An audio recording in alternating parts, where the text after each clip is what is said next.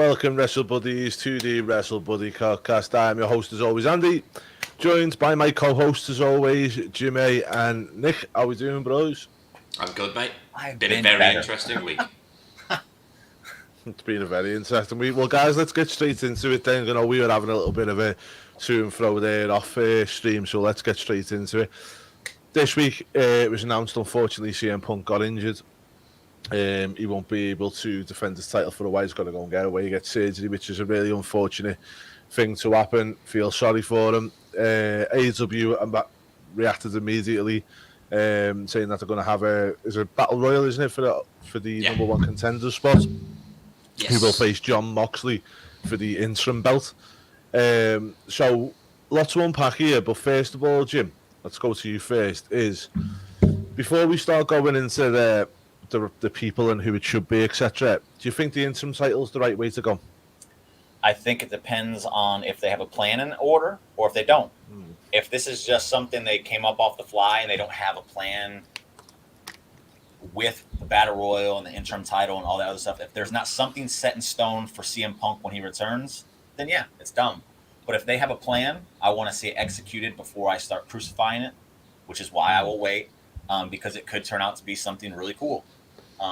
And with CM Punk involved, there's no reason to think that there hasn't been at least some kind of thought put into it, because these are the kind of storylines I feel like he really thrives in. So, okay. And Nick, just one question for you there as well with regards to this is, do you feel like, you know, with AEW, they're still in the infancy, they're still only a couple of years into the promotion. Do you feel like an interim title hurts them because they haven't got a definitive champion? Well, they tried it with the TNT title, didn't they? For a couple of weeks. And that did not do them any favours whatsoever. It didn't do the TNT title any favours. That thing now is worth less than it's ever been. And I can't see an interim championship elevating the company in any way, because a lot of people are just going to think of whoever it is placeholding till Punk gets back, which is not a good opinion for your fans to have at all, because they start to get disillusioned with the product and they start to get quite frankly, it can be a depressing storyline. So I don't think the interim championship's a good idea. I get why they're doing it. He had to do something. They couldn't just do nothing with Punk being out. They couldn't just... I mean, they could have stripped him of the belt, but that seems a bit harsh and extreme, considering it's an accident that's happened to the man. But it just depends on how long he's out for, though, doesn't it? Yeah. I mean, if he's out for 6 weeks, fine. But if it's 6 months... Yeah, that's dumb. It's not a good idea. I don't know. Yeah, if it's 6 months, then doing an interim one just doesn't make sense. That's why I feel like this is probably a short-term thing. Hopefully, fingers crossed, because I don't like the idea of CM Punk already being gone. 5 days as champ wasn't enough. To touch on the TNT title situation, though, I think a lot of people are focusing on that one because it was a shit show. There was no need to do it. It was a week thing. They could have just delayed the match for a week and everything would have been fine. Yep. So now that's the stigma of that, I think, is carrying over to this. I'd agree. I think people kind of need to separate the two, because that was a dumb idea. This could not be a dumb idea, as I point out. But you can't blame people, though, for associating the two things. But to an extent, just Tony Khan has continuously said he listens to the fans on Twitter, correct? Yes. So if he saw the shit show that came from the last one, I would hope he's smart enough, and we all think we all know he's not an idiot. We would hope he's smart enough to be able to look at that like, I'm not going to repeat that. I'm going to try something new. You don't think he would try something new? No, because he's already announced an interim championship. But I would just say, if that was me, right, I'll tell you straight, if that's me, and I'm the owner of that company, and I see people, you know, he's looking at Twitter, as he says, yeah, and I see the shit that people give for that angle and for the way that they do it, I would not want to stay in the World Championships with the word interim because of that, because straight away people are going to associate both together, so I'd stay far away from that. Yeah. No, I can see Andy's point, because it's guilty by proxy. people, you can't help it. One situation is very similar to another. People automatically make the comparison. And unfortunately, you don't want that comparison made with the World Heavyweight Championship. As you said, the company's only 3 years old. If this is executed poorly, and if Tony Khan has anything to go off, there's a 50% chance this is going to be executed poorly, then it's not going to help the champ. It's going to diminish that championship. I mean... Okay, well, Zane says Punk recreating the title versus title image with Mox would be a really cool down the line. I'm not sure. I don't. To be honest with you, my whole problem with this straight away is the fact that Moxley's the #1 contender. What has Moxley done to deserve that? He's 7-0 this year. Oh, God. Unbelievable. Tardy says, hey, it's Tardy. You're feeling the best, by the way. Hi, Tardy. How you doing, brother? Good to see you. Thanks for watching, man. Thank you. But yeah, just Moxley for one. He's not the guy I'd want to be leading my company for one. I'll tell you that for a fact. I think since he's left WWE, he's just gone... To play devil's advocate, during the pandemic, he worked his arse off as champion in that company. He had more title matches than any of their other champions on a month-by-month basis, and Tony Khan probably looks at him and thinks he's earned a second run at the title. I'll also add to that. To add to that, I think Mox has had the best run as AEW champion as well. Yeah, fair dues. But outside of the title, he's not done much. Outside kayfabe, Mox carrying the title through the pandemic, so I'm glad he's getting a chance to be fair. Fair dues. Right, okay, so let's talk about potential winners of the Battle Royal. Okay. Go on, Jim. Fire away, mate. Here, I'll even dive into the Mox thing. So the world title, obviously, I would think they had something planned going into Forbidden Door with it. That's why it was Tanahashi. It wasn't around any of the Bullet Club members, the JY, because we all know that storyline's coming sooner or later.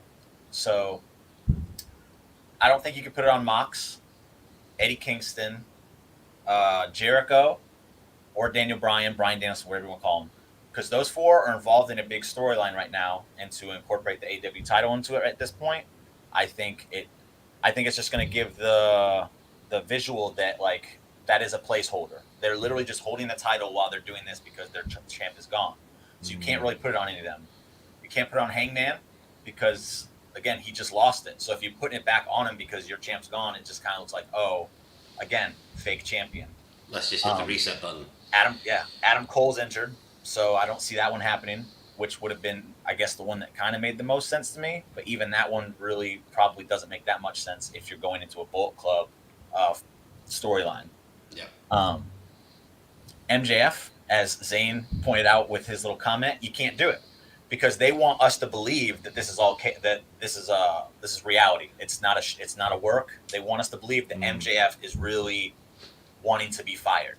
So if you put the title on MJF, it automatically kills that illusion. For the few people that still believe it, that illusion is now gone. So you can't put it on MJF. I think also with MJF it stains him. I think it gives him a bad. It doesn't give him what he deserves, in my opinion. No, because not in the slightest. If the idea here is what I think is to kind of make him into a babyface with this whole thing, because they were cheering him. I think that is the goal with this whole story, to turn babyface. If he's getting the title like this, there's no chase. So what's the point? It's literally pointless. He said it himself in the show the other day. The reason he's so good is because he makes people feel. Yes. So if I'm looking at all the possible suitors to win the Battle Royal to go against Jon Moxley, the only one I think it doesn't, I guess, ruin plans for the future is Miro. I think he's believable. He just came back. Timing is perfect for him. And I think we were supposed to get a Miro Mox match at that tournament. And we were kind of upset it didn't happen because it would have been a nice match to see. The brutality that Miro and the stupidity of Jon Moxley to take all that violence. I think it would be an awesome match to watch. And again, I think it just doesn't foil any future plans if you put it on someone like Miro. Okay, I'm gonna be a bit controversial here, right? And I know Zane's gonna blow up in the fucking comments, so let me just read this thing before I even I go agree there. with you before you even say it. Yeah. Kyle O'Reilly wins the Battle Royal. Hear me out. Whoever wins the Battle Royal is obviously going to lose to Mox. So let it be an unestablished guy who is able to put in a fight and prove himself. Not a bad shout, Good Zane, suggestion. but I'm going to go with Eddie Kingston. I feel like the more and more the likes of the MJFs and the Wardlows and people like that rise up, the more someone like an Eddie Kingston goes to the back of the line and doesn't never get his chance to be the champion. Now, something like Eddie Kingston winning the AEW title would give a really cheap pop. Do you know, it'd give them a lot. Do you know what I always say, Jim? I always say this to you quite a lot. Okay, you've put the belt on someone. What now? Yeah. Eddie Right? Kingston can What make something now? out of nothing. Eddie Kingston, you can put the belt on him now, and it doesn't matter what's next because we know Punk's coming back. We know the things, so it's just that feel-good moment. All the AEW fans have been buzzing off him and give him his little moments in the sun, and then get when Punk comes back, we go back to business. Do you know what I mean? Yeah. And that's my thought. That's something I dabbled with at first, due to the fact that if you give it to Eddie Kingston here, technically you're not having him take the belt off somebody, and I think that's the big deal. Because realistically, I don't see him being able to defeat an AEW world champion. I just don't see him as that guy.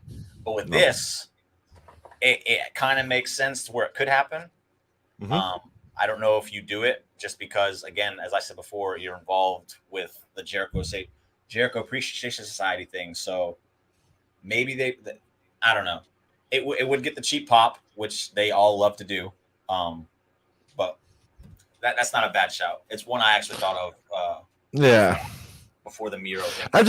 I just think you've got to think to yourself. It's like Miro, for instance. Yeah, it's a good shout, but at the same time, again, is it going to tarnish Miro as a transitional champion when realistically he's got that in his future? There's something that he could be the champion in the future because, as you know, they always turn around and flutter between, heel and babyface champions, and Miro's a great heel champion. You can bang in there at any point. I don't know if he ever gets to that point, though. Do you not think? I don't. Okay, well maybe then give him a chance, but I just think for a nice feel good moment, get it all done, and then give him. I just think Eddie could be the one. You know what I mean? What about you, Nick? Well, the only thing I can see that's a problem with. But sorry, by the way, a shark just went through my internet cable. The only problem I can see with Eddie Kingston is it's similar to what Jimmy was saying before about Jericho, Moxley, Danielson. They're all involved in a big story right now, and Eddie is the crux of that storyline. Yeah. So if you want the interim title to not be like just a fake champion thing, you can't have it play second fiddle to a big storyline. That's my whole purpose behind that. But I think with Eddie Kingston, you can he's that unpredictable. Even if you look back at his previous storylines and everything, he's a bit of a crazy dude, isn't he? Or as he perceived on television. So for him to kind of go off on a segue and win the championship and then go into something else, you could do it with him. Yeah. If anybody could do it, I will say Kingston is your guy, and him and Punk obviously still have their beef. They still talk about it on Twitter. Hey, Russ. So it would be able to have a nice when Punk comes back, a nice little return to that feud with the stakes elevated to a higher place. So that'd be cool. I'm not against the idea at all. I don't think they do it. That's my whole thing with it. Right. Yeah. I'm just going to throw a name out there. Wardlow. I think he's in the same. I think he's in the same kettle of fish as MJF, where it's going to tarnish him by putting an interim belt on him as a transitional rather than. I don't think he should win the belt. I think he should win the Battle Royal. And then the Mox? Okay. No, shenanigans. Literally shenanigans, not lose Fuck outright. off, fucking young but. Hey, your name's Nick WrestleBuddy, not fucking Nick Jackson. Pack it in. No, there's nothing wrong with the odd dusty finish. Fucking every week in there. No, true. I can't really argue with that. Just to touch on Zane's little comment there, there's no way Mox versus Tana doesn't happen at Forbidden Door. Yes, there is a way, because before Punk got hurt, it wasn't going to happen, Zane. So shut the fuck up. Yeah. And no one gives a fuck about Tanner either. Do you know what I mean? I'm not being funny or nothing, but the average wrestling fan, apart from the Twitter gimps and all the rest of it, no one knows who Tanahashi is. The only people who know Hiroshi Tanahashi is nerds like me that watch New Japan. And to the Wardlow thing, the reason I don't think it's a good idea to put on Wardlow is because what was our biggest gripe about Hangman as champion? He couldn't carry a segment unless it was wrestling. That's a good point. Wardlow is not carrying a segment. It's just not happening. He's not there yet. No. So you would just basically... Do you know, the more and more I think about it, if you're not going to carry on with this whole I hate AEW shit, or it's a work or not with MJF, you could put the belt on him, because with him, he could carry it segment by segment each week. The only thing I'd want to see at the end of that is him beat Punk and win the title outright. I would agree. If they decide to put an interim title on MJF, he has to win against Punk. He can't lose that match, because otherwise it will strip all credibility from his character when it happens. Because everyone will be like, oh, Tony just used him as a placeholder. And MJF is anything but a placeholder. They better get real creative, though, if they're going to put him in that Battle Royal, because last week he said, fire me, you fucking mark. And there's no way Tony would realistically put him in a Battle Royal to possibly win his AEW championship. No, this is a very good point. So they'd have to get outsider. Really who would you pick as an outsider, Russ? Who would you say was an outsider? I'm going for Eddie Kingston. It's Johnny Elite. Pain. Johnny Elite. Johnny could win the Battle Royal and then just lose to Moxley. No one would care. He's lost twice on television. You can't do that. That's a good point. What about the Mohawk?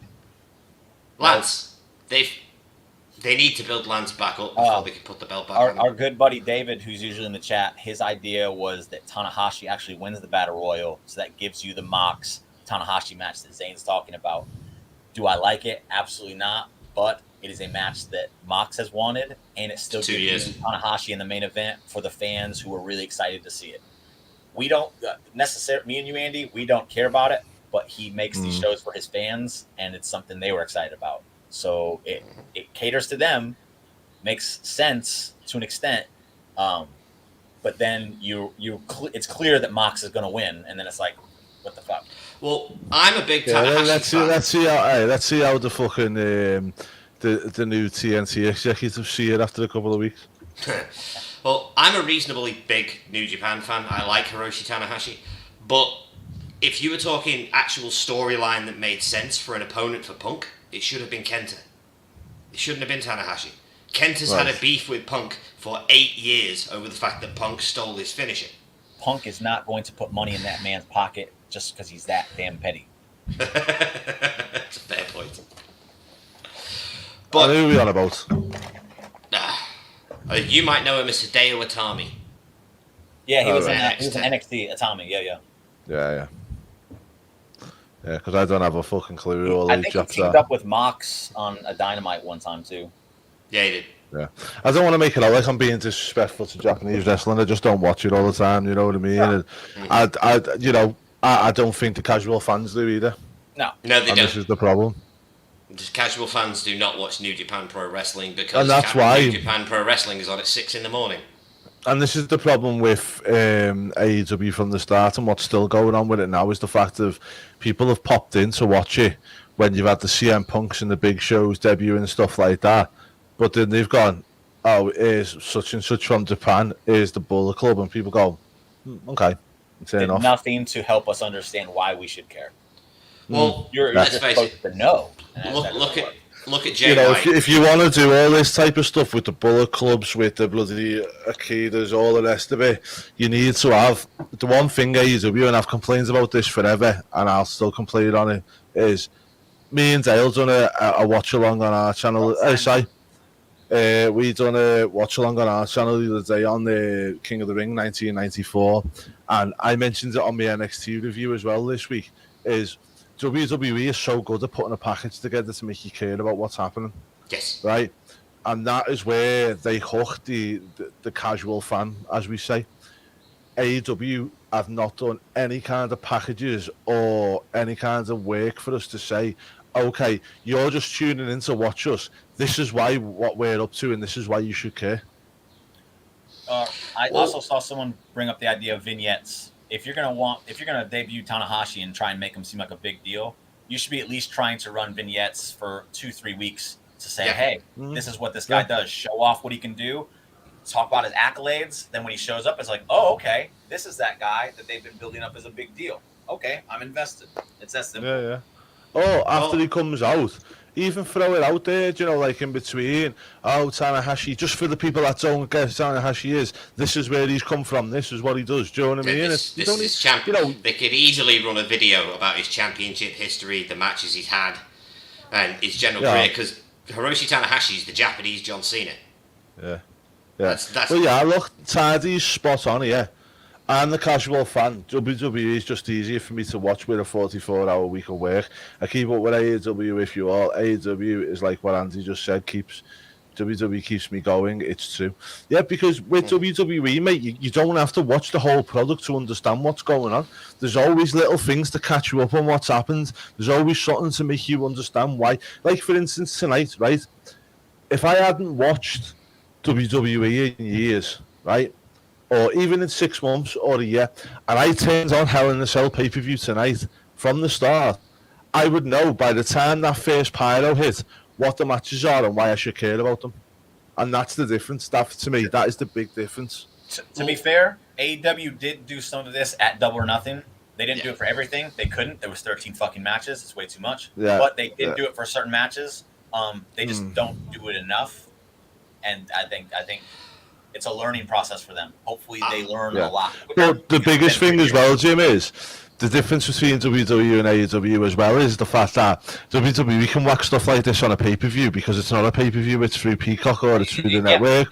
WWE's marketing, AEW's marketing of a pay-per-view is really, really slacking for me. Yeah, it is. I feel like there's an even bigger problem with AEW, which is they originally targeted a very hardcore audience. That was who they were going for. They were going for guys like me that live for professional wrestling and watch everything for years and try and assimilate all they can from every different company. But that's not going to make you money in the long term. You have to grow. Do you know what? Tony Khan, sorry to cut you off, Nick, right? Tony Khan has already backed himself into a corner massively, right? Because at the end of the day, he's brought you've got the likes of an MJF, right, who's come in, he's the best thing on television each week, right? You've also got other people that are there. Where's Mark Henry every week, mate? Do you know what I mean? Where's Andrade? Where's Andrade? The main event. Do you know what I mean? Hey, where's Big Show? Where's Andrade? Where's these people he's brought in on big contracts, right? And now he's causing that disparity. To be fair with the Mark Henry thing, they did try him out. It didn't work, so they had to put him somewhere else. So with that, but this is the problem about him giving big contracts out for the sake of it, and now he's backed himself into a corner because if he gives MJF for me is the most valuable asset that you've got there at the moment. Right, minus Punk, give Punk his due, but even for the mainstream people coming in to watch the storytelling and the promos and everything else that goes with it, MJF's your guy, right? Now, you've upset him and you're going to give him some more money. You've got a Sammy Guevara there who could turn around and grow into a really good talent. You've got Wheeler Yuta, people like that, right? Jungle Boy. They're all getting, when their contracts come up for renewal, they could just turn around and go, I'll go to WWE for more money because a lot of it might not even be about the money. It'll be about the fact that, well, I want what Mark Henry's getting. Well, you're not getting that because you think, well, why not? Because he's not doing anything. I'm working week in, week out here, and I'm doing all this, and I'm not getting the same money as these ex-WWE guys. But you know what? I'll just go to WWE. He's backed himself into a massive corner in my eyes. As MJ pointed out, would you pay me more if I was an ex-WWE guy? So why not go to WWE for 2 years and then be like, hey, I was ex-WWE. Time to give me a payday. Yeah. But also on top of that, you've got the fact that now, with these big contracts that he's given, because, like, let's face it, based on your ROI, your return on investment, as Big Show being a success, as Mark Henry being a massive success, as Andrade being a success, Adam Cole is probably the best one that's done well there, and Bryan Danielson. But you're setting yourself a wage cap up here now, because all you're going to get out of it is well, look at the ratings I've brought in. Even a Jade Cargill. Jade Cargill's probably getting paid way less than somebody like a Ruby Riott. But yeah, right? So when she comes up for a renewal, she'll go, I want what she's on. And Tony Khan will go, well, I can't afford to pay you that. And then she'll go, well, I'm not signing it. Because at the end of the day, what's she doing and I'm doing not doing different. To play devil's advocate there to an extent. Sorry, Nick. I'll make this quick. No. With someone like Jade Cargill, she can't come in demanding a lot of money because she turned down WWE. She's not a known person. She's been built up. What she should have done is done a short contract so that she doesn't have to sit there and deal with like MJF. I'm surprised, as smart as MJF is, that he didn't have a shorter contract so this kind of shit didn't happen. It kind of blows my mind that didn't happen. But I agree with what you're saying. He has backed himself into a corner 100%. Yeah, but it's part of the huge problem when you're paying Moxley $6 million a year and he's not the biggest minute-to-minute draw that you've got. MJF draws much bigger ratings on a consistent level on a weekly basis, and yet he's getting paid 1/5 of what you're paying John Moxley. Mox was a big deal though to bring in. At the time, it was a very big deal. Don't get me wrong. Do you know if you're a John Moxley or a CM Punk, you go, okay, that's fine. When he's paying the likes of Big Show, Andrade, friggin' Matt Hardy, people like that, mate, that's where I'd be annoyed. The likes of a Punk or a Mox, I mean, Moxley not now, but Mox when he first come in, I'd be like, okay, fine, but not now. Sorry, Nick. No, it's cool. But like I said, I mean, the main problem there is, as you say, he set a pay bracket. Now, all of those, you look at the 4 pillars alone, they're supposed to be the future of that company. I don't see a single one of them, with the exception of idiot boy Darby Allin, being happy with the paycheck that they are given a position on. Like, when their contracts come up with renewal, I completely agree with you. If they're smart, they're just going to turn around and go, well, I'm going to go work for Vince. Right? Because what's Tony going to do? He's going to have to cough up the cash. Yeah, I mean, that's the thing. But the thing is, with this new television deal, with these new executives and that, will he have the cash to do that? Because let's face it, he can't viably do it forever. And he's probably thought he's going to get a good return on investment from the WWE guys. He'll be in the fights, but as Zane's just quite rightly put here, AEW relies a lot on rewarding fans who pay close attention to the product. Well, that's all fine and well, but at the end of the day, you're never going to grow a big company or rival. You know, what did Tony Khan say before? He's WWE's his enemy. Yeah. Well, he's never going to defeat his enemy by relying on fucking what Toby off Twitter says. Yeah. Do you know what I mean? It's just not going to happen. I mean, that's what I was going to talk about. You mentioned Andrade before. I mean, if you watch Double or Nothing, they brought Roosh in. Now, if you didn't watch Ring of Honor or CMML, you've no idea who Roosh is. Not got a frigging clue. It was just a Mexican guy in a white suit. Right? Yeah. That's all he was. My friend said, who's that, Jimmy? I said, I don't even fucking know. I can't tell you. There you go. But to touch on what Zane was saying was, I don't even believe that he rewards the fans who pay close attention. I think he rewards the fans who pay too much attention. Because I pay close attention. I watch Dynamite and Rampage every week. I do the recap. I'm fully invested in the product. And even then, I'm not feeling like I'm being rewarded all the time. And if he wants to cater to that fan base, so be it. I don't even care. The problem is, like we've been discussing, he's calling WWE his enemy, his competition, and things of that nature. If you want to be competition, you can't have that mindset. You have to think bigger. You have to grow the audience. And for all the people who are like, they don't have to get bigger. Well, if he's going to continue to make comments like that, he has to get bigger. That's perfect example is when Paul Heyman got ECW on television. Vince McMahon called Paul Heyman and said, Paul, you do realize now you have to change. You're no longer targeting a single core audience. You're on national TV. You are hitting millions of television homes and millions of eyes. And most of these eyes are casual or new fans. Yeah. You cannot afford just to focus on the hardcores. No, you can't, and that's where they missed out on like Punk and stuff like that. I don't think they made full use of everything that he brought to the table in the eyes and stuff at first, and that's why the numbers dropped back down. But Russ does say, do you guys think there are too many stables in AEW? Not at the moment, Russ. There was a point where I thought there was a bit too many, but now I don't. Now I think there's some confusing stables, but it doesn't mean there's too many. Yes, there are. Julia Hart. Let's just go there. MJF wants to leave. Why'd you even put that one up, Angie? Come on. Don't entertain that aircut nonsense. This man sent me a link after the prediction show saying, "This is where I got it from." I saw it, Zane. He sent me one too. It's silly, bro. Oh, I love him. That's all. He's my little shit. That's why I had to put it up there. Right, WWE has a good formula that kid angle they go for, but they make me care about certain characters. I'm 42 years old and still care. KO is a perfect example of that. I care. It is, and you know what? Honest to God, side, it really is, mate. And the thing is, as you said there, you're 42, and you still care about certain parts of it. That's what WWE do. WWE will cater for my 12-year-old son and me as a 37-year-old man. We can both go to that same show and find something for each of us. In AEW, they don't do that. And again, like Jimmy, I watch the product. Yeah. And sometimes I think, this is really good. It's been a really good show and stuff like that. And the reason that I call stuff like this out with them is not to slam Tony Khan or anything like that, but just to turn around and say, you're not running a good business. You're not going to get where you think you're going to get. You're not going to get carrying on the way you're going. I want to watch them 5 years from now. That's my thing. That's my own. I want to watch them 5 years from now. A perfect example of the fact that Vince knows what he's doing ahead of Tony Khan is I'm one of the biggest Cody Rhodes marks in the world.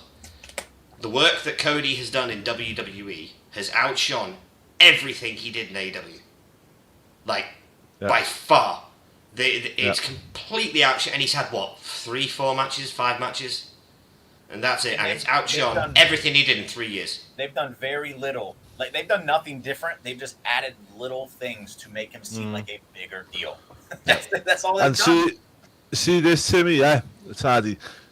Straight away, lad, right? The kids is where the money is. At AEW, they has got to get that crowd. They had the chance to get that crowd with Cody Rhodes, mate. And you know, once again, Tony Khan listened to the fanboys and didn't listen to what Cody was trying to achieve. You know what I mean? You could have had your Darby Allins on the cards, your Aleister Blacks, your Hangmans, your everything else, and then you could have had Cody, who was the kid's favourite, who was the man who come out smiling, the baby face and all this. But they didn't want that because he listened to the Twitter, as always. Well, a large problem with AEW is their core audience. Their core audience has been so spoiled and used to getting everything they want from Tony Khan that the moment something they want to happen doesn't happen, they turn on the product. That's exactly what happened with Cody. They all wanted him to turn heel. He didn't want to turn heel because it didn't make sense for his actual outside of wrestling persona. And then they all turned on him. And that's exactly why they don't like WWE, because they don't do what they want to do, and that's their only gripe. It's not that they're bad. This is a very good point by Zane. Poor analogy, but it's not a poor analogy. It's a good analogy, mate. It's like a sitcom. You can tune into any episode and have more or less an idea of what's happening. AEW is slow burn TV series where you need to watch the prequel. But that's the thing, is Zane. It's not. Sometimes it can be. Sometimes it's just off its fucking rocker. And I think the biggest problem is when you get to the point where AEW is now, you need to take away, stop letting the idiots run the asylum. For one, kick Nick Jackson and kick the Young Bucks off the not a fucking VIPs anymore or whatever. And make them take a year-long vacation. Yeah. And then get a proper writers team in there, get a proper talent relations and go, right, this is how it's going to run. Because at the moment, Tony Khan's trying to be everyone's best mate, and then when he doesn't want to use you anymore, he just ignores you and goes, let your contract run out. Where it's like, if you're paying people money, mate, use them, make them. Perfect example is he wants to be one of the boys. Joey Janela did an interview the other day where I know no one likes Joey Janela, but he did an interview the other day where he explained that Tony Khan liked him because he was the only guy that would stay up till 7 a.m. drinking tequila shots with Tony. He was hanging with the boys, yeah. That's not a man running $1 billion business. Well, Vince did that with people, but then at the end of the time, he'd be like, all right, get back to fucking work. Like, he wasn't doing it because he was like, I'm hanging with the boys. Vince's thing was, I'm fucking up the next day in the morning, and you are too, so, fair dues to him. And I always loved that story about where he took the Doomsday device in the middle of a strip club. Yes, I love that story. And a heart attack. Okay. Do you think MJF was supposed to get a heel reaction and now he's messed it up because he got sheared? No, I think it was absolutely dangled out there. Perfection. Give them the due where they are. Perfection. I just feel I must point out the three of us are all AEW fans. We all watch the product every week, as we've all said, and we all try to enjoy it the most. The reason I'm assuming it's the same for you two that we get heated about it is because we want the company to run and be a success. We actually give a shit. And Tony Khan is literally digging a hole that soon he's not going to be able to climb out of. Me and you, Nick, I can't remember if Andy's ever. I don't feel like he talks about like we do, but we were both big WCW fans. We've seen what happens. WCW. We've seen exactly what happens. We don't want it to happen again. Yeah, and I've seen the same trajectory. Oh, mate, we used to get WCW more over the back in the day than what WWE. We used to get Channel more. Channel 5, I Nitro. talk about it as much. That's why I wasn't sure. But we've all seen what happened. We don't want it to happen again. Yeah, not in the slightest. I can guarantee he thought Jurassic Express was the best for the under 12s. Not a point. Not a bad shout, Dale. It's perfect because my son's my first favorite wrestler in AEW was Jungle Boy. He loved that presentation. We went to a show. He saw Jungle Boy. He cried. The fact he hasn't capitalized more on that for the kids, stupid. Yeah. It is stupid. I know. Well, let's move on. We've got Hell in a Cell tonight, guys. Not really the best of pay-per-views again, but as we said, me and Jim have said it quite a few times. Nick, I know we talked about it on Friday night as well, is a lot of good potential wrestling matches. And if this is the route that WWE are going down for these B pay-per-views, then I am more than happy to eat that up. What's your thoughts on tonight? Do you think there's going to be any surprises, anything that you see? You mentioned it the other day. The only thing that I could think we get to see tonight is Bray Wyatt. Bray's been very subtle about talking about a return to wrestling. Nice. Bray's been very subtle about talking about a return to wrestling. It's Hell in a Cell. Hell in a Cell was the biggest mistake they ever made with The Fiend. Like you said on Friday, Jimmy, it's the perfect time to bring him in because he was against Seth in that match. But then you can have him turn on Cody, just because it keeps Bray being Bray.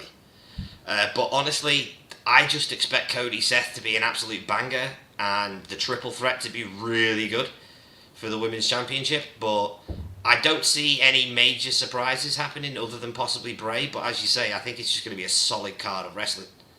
Like, just good quality matches with decent, clean finishes that everyone can appreciate. Have you seen Becky Lynch's back to the man on Twitter now? Oh, I did not see that. No. Why would she do that? Maybe she just wants to piss off Ric Flair. I'm all for that. That's all mine. She is. She put herself as the man. What the heck? Yeah. Transition begins. Yeah. We talked about it though. If you haven't already seen it, guys, go back and watch our prediction show for the Hell in a Cell. We actually talk about Becky Lynch becoming back to being the man again, which I thingy. Now this week's Raw's rating was the second lowest in history. Shame. So I know they had a few things going against it. Do we feel like Raw's going a little bit at the moment? I don't, simply because that that dip was pretty significant from last week, and the 4 weeks prior to that, it was pretty consistent. It was only dropping like little, and then it kind of got to like the 1.6, 1.7, and was stagnant. So for it to drop that much, well, from week to week, I feel like that has to be something was up. I don't think it's the product at all. Because as I say, I think it's the best weekly show in wrestling right now.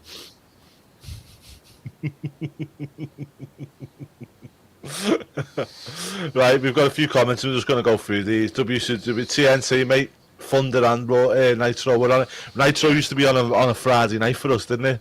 Yeah, Remember it well. and then on us repeated on a Sunday morning. I watched it. It would play from 7 to 10, and then it would be on again from 10 to 1 on Monday night. So I would be dragging ass to school because I would watch 6 hours of Nitro. I just loved it that much. It was that damn good. Yeah, it was awesome. If there ain't a reason to tune in, Bray alone, I love WWE recently. That's Tardy. Simon Monk bringing back Bray would be a mistake. He polarised the fans, hoping it's a BS rumour. I hope he comes back. Becky changed the name to the man on Twitter, mate. Back from Big Time Bex. Saying Brian Bryant was saying, You're fuck off, doing it saying again. Ashton's on my account. By the way, I'm Ashton, not Andrew. Back and use the claw to Cody. Can we just all, by the way, as well, guys, it is our Ashton's 12th birthday tomorrow, so we'll just all wish him a big happy birthday. Happy birthday, Ashton. Happy birthday, dude. What's he getting? Happy birthday, son. He got a watch, man. He Oh, yeah, doesn't know yet. Ah, He doesn't. I'm not going to tell you while he's watching, am I? that's a good point. Sorry, Ashton, I tried. Oh,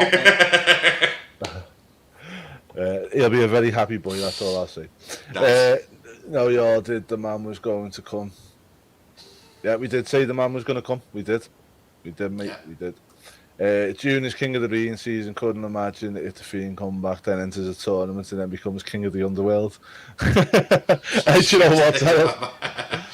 If Stranger Things have happened, that works. I like a bit of spooky bollocks in professional wrestling. Ashton, so. your big brother says happy birthday, Ashton. From Zaynage. I can't help but laugh every time, Zane, because he's off the wall some stuff here. He's not telling us. He's just an arsehole. It's just saying. He just can't. It's just saying. He's a tool.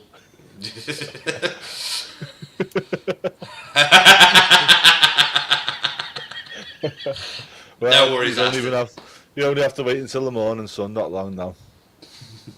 Have you guys read Tony Khan's latest tweet? Do you know what? I'm going to get these up now. Let's do a little bit of a screen share. Yeah, I like these. WWE is the enemy.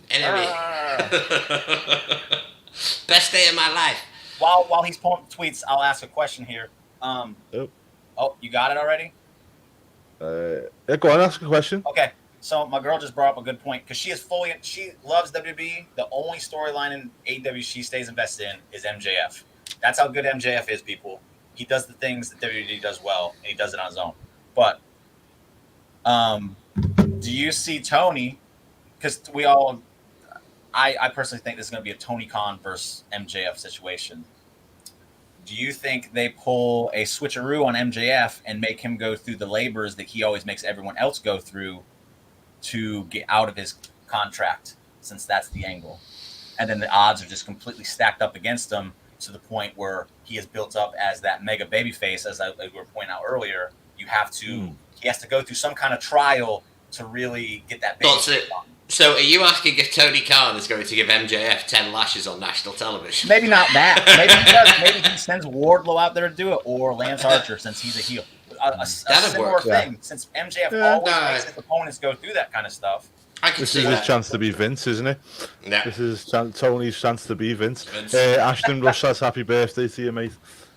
Okay, doke, let me share this, because this first tweet is just absolutely priceless. Absolute quality. Don't know whether you can all see that, guys. You may be able to. I'm just going to have a look here. Right, so it really just sunk in for me it's really just sunk in for me for the first time that Malcolm Vell's infamous counterfeit tweets will focus on AEW from now on. They've gone from something I begrudgingly saw as amazing content from a brilliant manager working for the enemy into 2022 AEW canon. This made my day. The man's going to come out with face, like war face. Here's another one, right? So John Moxley this is him trying to justify John Moxley being in the match. Is the only AEW wrestler with 7+ 2022 single bout undefeated on TV. Dynamite, Rampage, Battle of the Belts, pay-per-view, Revolution, Double or Nothing. 7-0 Moxley plus Anthony Ogogo, only undefeated 7-0 records in AEW in 2022. Moxley ranks higher based on opponent quality. Daniel Garcia. Right, somebody needs to get hold of Canelo and tell him that his opponent quality is not too good to fight. He needs to start looking at opponent qualities before he picks somebody to fight. Records don't mean anything. Can we all agree that this right here is a perfect example of why the ranking system is completely fucking stupid and should be just gone? Yes. It's never going to work. It was never a good idea to begin with. We all love it, but it's a predetermined sport. In theory, in theory, it's a good idea, but we all know it's fake. So why even do it? In practice, it makes no sense. Like, there's no point doing it. There's no reason to have a ranking system in professional wrestling. They tried it in the territories, it didn't work. They tried it in, I think Jim Crockett tried it for a while before WCW got founded. It didn't work. Bringing it back was probably, unfortunately, Cody's idea. Because I know Cody opponent loves old school quality. stuff. How do you compare that? Fuck knows, mate. By the other Absolutely. rankings. By the other rankings. That's how the NFL does it when they go to the playoffs and they do things. They say, okay, well, this person had a harder schedule than this person, even though they had the same schedule, because their schedule had a bigger win percentage than this person's schedule. So it's just too much for a fake. At the end of the day, it's all fake, so it's too much for something like this. There's no reason for it. Happy birthday, Ashley. How come this is the worst time to be a wrestling fan with so many options out there? Because they just keep getting it wrong. Nah, unfortunately. Honestly, oddly enough, MJF is a great babyface potential. He really does, mate. Don't you love how our Go-Go was the next huge get by AEW? We haven't seen him in fucking years. He's been injured, mate. He's been injured. And then he's been on Dark. Yeah, but let me answer me this question, Jim, because obviously you're American, you understand American football better than us, right? If somebody goes to the final of the Super Bowl, yeah, right, does that mean if they only play, say, I don't know, 4 poor teams in their division, but somebody else in the other division goes against the top-ranked teams, do they get into the final before them? What it is you have the schedule was 16 games a year. It went to 17 games a year, and then I think it's 6 teams from each division would make the playoffs. So you'd have 12 teams in the playoffs. The top 2 people would have bye weeks, and then based on the number 1 seed, they'd get the lowest seed when they play in the playoffs. But in the event of a tiebreaker, as Dale just pointed out, it's strength of schedule. So if I am 10-6 and you're 10-6, but my overall opponent's record is like 150-13, and then yours is like 70 and whatever. I obviously had a stronger strength of schedule, so I get the nod over you.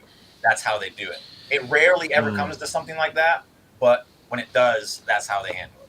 Okay, so how they could have booked this is they could have turned around and said, well, John Moxley is the highest rated at 7, but his quality opponents are better. So whoever wins this battle royal goes in against the Go-Go, and then the winner faces Moxley in the final. That works. That makes perfect sense. I would have said, hey, when was the last time Moxley took a loss in the ring? Fuck you all, he's in there. That's all you have to say, because it's true. Like, I don't know. The thing is, I think Tony Khan's fucked himself by mentioning a Go-Go. I don't, honestly, God, I don't think people would have pulled him on it. That's why fans started questioning him in the tweets, and he was trying to respond to them and try and justify everything, because people were calling him out due to bringing up Anthony. Like, wow. As I said, the problem is Anthony Ogogo's had all of his matches on Dark, a show that virtually nobody watches. I don't watch Dark. I don't have time to watch YouTube wrestling on top of all the other wrestling we watch a week. Wardlow was number 1, I thought. I don't know. It doesn't make sense in any case. While he's been undefeated all year, Mox recently was in a tag team and inactive in singles since his iconic match in Boston versus Wheeler Yuta until this week. And then he returned to singles and won this week's AEW main event, go to 7-0, pushing him back to the top spot. Yeah. So basically what we're saying is, as I said before, that in AEW, when you leave singles competition... Wrestling with Your Thoughts, Sai, one of our wrestler buddies, has actually commented on this. Hook is also 7-0 this year. Quality of opponents. Moxley was beating Wheeler Utah. Hook was beating QT Marshall. So it doesn't matter. Yeah, but here's the thing. I said it before. So basically, when you leave the singles record, apparently your singles position gets frozen in the rankings while you go off and do your tag stuff, and then when you come back, you're just put back into the position you used to be in. I don't think that's how it works in sports. Another good point you Dale, I was the same. That's why Hook's not in it, is because he's now part of a tag team. He had a tag team match, so his singles he's gone. When he breaks up from Hookhausen, he'll be back in the top 5 again. Yeah. Yeah. So on that other tweet as well, where he's put, it really sunk in for me, that Malcolm Burley's one. Brian Pillman Jr. put, I've always loved his stuff. And Tony Khan, yes, he became the king of lockdown there at afternoons. Oh, fucking hell. Jesus Christ. That man needs to stay off Twitter. Yeah, this is what happens, guys, when you operate Twitter with an empty head. Doesn't go well. Well, anyway, guys, I think we're going to wrap it up there. It's been a really good debate. And One more thing. I don't know if you saw this, but apparently Cody Rhodes got injured. Oh, no? What? I saw a bunch of people rambling on that like he got hurt at a house show, but now the rumor is that he got hurt working out, and it's a pretty serious injury. They have no doubt that he'll work through it tonight, but it's a legit injury, and we'll have to see where it goes from there. Take it as a grain of salt, but it is something that I have seen. I feel like it would be a disservice if I didn't bring it up at least during the pod. Fair enough. That's very interesting. I'm just looking then to see if it's not come true. up on Fightful Select. Well, Sean Ross Slaps just tweeted not long ago. Here it is. Bryan Danielson was forced to miss and meet and greet today. The venue tells Fightful that he's injured and unable to fly. AEW nor Danielson has confirmed or commented on any injury as of yet. So another AEW injury. Backing up. That's because the product isn't produced safely enough anymore. That's one thing I'd like to point out. Jeff Hardy, did you hear that he does not remember the match from Double or Nothing? Yeah. To be fair, I don't remember it either. No, but he was in. No, but Jimmy, the guy was in the match. The guy was in the match. He got knocked out within 30 seconds and then struggled all the way through it. That should never have happened. That's happened before, though, hasn't it? Didn't Chris Jericho talk about walking Bubba Ray through a match?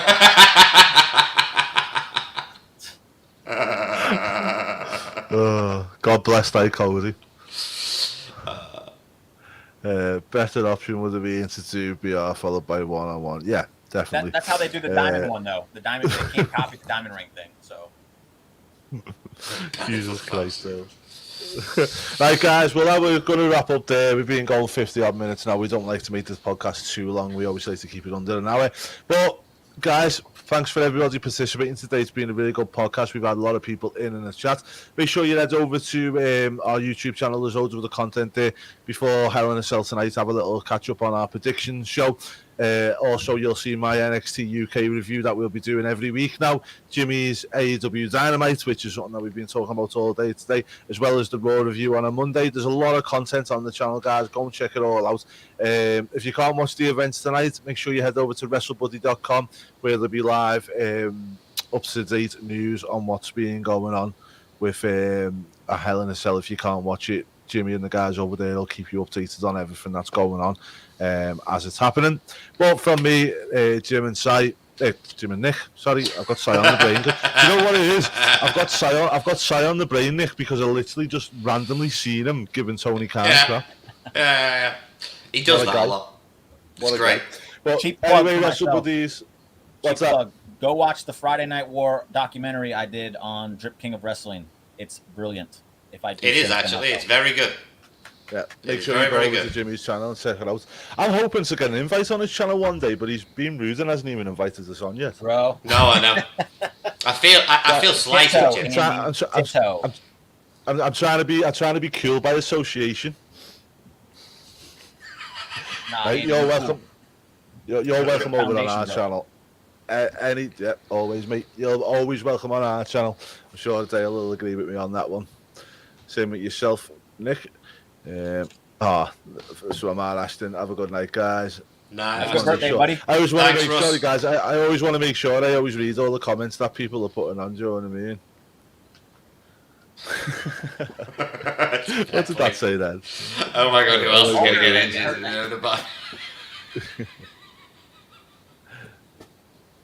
You can't be cool with it over me.